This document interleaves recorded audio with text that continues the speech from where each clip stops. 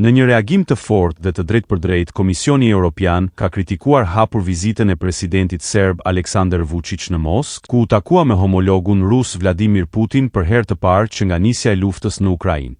Brukseli i kërkon Serbisë të dëshmojë përkushtim të besueshëm ndaj vlerave europiane dhe të japë prova të qarta për orientimin e saj drejt Bashkimit Evropian.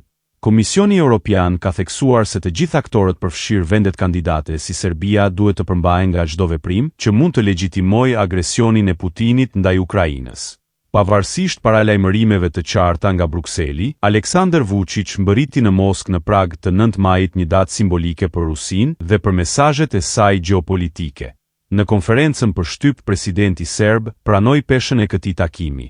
Ai deklaroi para gazetarëve në Moskë se nëse dikush duhet ta paguajë çmimin e kësaj vizite, ai do të jem unë, jo shteti.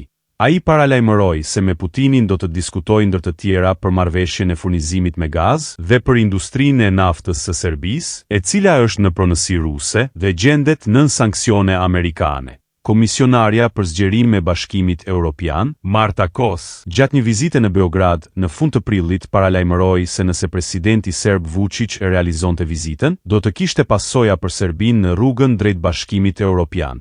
Vizita ka ndezur sërish debatin për pozicionimin e Serbisë mes lindjes dhe perëndimit dhe ka vënë këtë vend në një luptë të rrept nga ana e Bashkimit Evropian.